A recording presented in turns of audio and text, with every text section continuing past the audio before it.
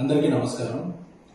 నేను ఇటీవల rhagon audio function జరిగితే ప్రీ రిలీజ్ ఫంక్షన్, దాంట్లో సరదాగా ఒక తెలుగు అమ్మాయిలతో పని చేయను అన్నట్టు ఒక హెడ్డింగ్స్ అన్ని యూట్యూబ్ లో కొన్ని వెబ్సైట్లు తెలుగు అమ్మాయిలతో ఇక పని చేయను అన్న ఎస్కేఎన్, తెలుగు అమ్మాయిలతో ఇబ్బందులు ఉంటున్నాయి అన్న ఎస్కేఎన్ అనే విధంగా ఇదవుతుంది. ఈ మధ్యకాలంలో తెలుగు అమ్మాయిలు ఎక్కువగా ఇండస్ట్రీకి పరిచయం చేసిన అతి కొద్దిమంది నిర్మాతలు నేను ఒకరిని. రేష్మ, ఆనంది, మానస, ప్రియాంక జావల్కర్, వైష్ణవి చైతన్య,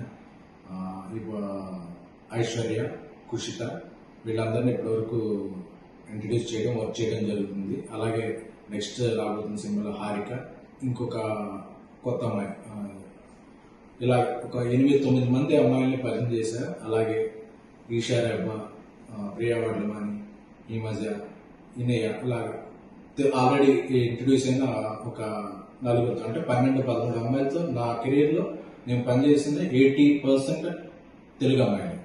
సో నేను టార్గెట్ పెట్టుకున్నా, నేను తెలుగు జర్నలిస్ట్గా నా కెరీర్ స్టార్ట్ చేశాను కాబట్టి నేను అనుకున్న టార్గెట్ ఏంటంటే ఒక 25 మంది అమ్మాయిలు, వాళ్ళు వేరియస్ ఫీల్డ్, హీరోయిన్గా, రైటర్గా, ఆర్ట్ డైరెక్టర్గా, ఎగ్జిక్యూటివ్ ప్రొడ్యూసర్గా, డైరెక్టర్గా కూడా నాకు తెలిసిన సర్కిల్ నుంచి 25 మంది తెలుగు అమ్మాయిని నా పరంగా ప్రోత్సహించాలి, ఎంకరేజ్ చేయాలని. అంటే మనం పరిచయం చేసిన వాళ్ళందరూ టాప్కి వెళ్ళిపోరు, అందరూ బాటంకి వెళ్ళిపోరు. బట్ మొదటి అవకాశం ఇవ్వడం అనేది ఒక ఇంపార్టెంట్. సో ఇప్పుడు నా నెక్స్ట్ 3 సినిమాలు తెలుగు అమ్మాయిలే. అందులో ఆర్ట్ డైరెక్టర్ తెలుగు అమ్మాయి, ఎగ్జిక్యూటివ్ ప్రొడ్యూసర్ తెలుగు అమ్మాయి, రైటర్ కూడా తెలుగు అమ్మాయి.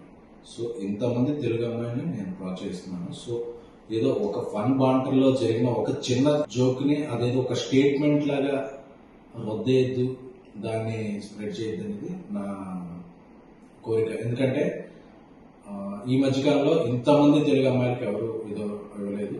ప్లస్ నేను దాన్ని ఒక ఉద్యమంలా ముందుకు తీసుకెళ్తున్నాను కాబట్టి ఏదో ఒక జోక్లా తీసుకున్న తప్ప దాన్ని ఒక స్టేట్మెంట్ లా తీసుకుని ఇక తెలుగు అమ్మాయిలకి అవకాశం ఉంటుంది. ఎందుకంటే నేను చేస్తున్న సినిమాలు, చేయబోయే సినిమాల్లో కూడా నా ఫస్ట్ ప్రిఫరెన్స్ తెలుగు అమ్మాయిలకే. సో దీంట్లో ఇక ఎటువంటి ప్రచారాలకి తావివ్వద్దని కోరుకుంటున్నాను. Thank you. మీ ఎస్కే.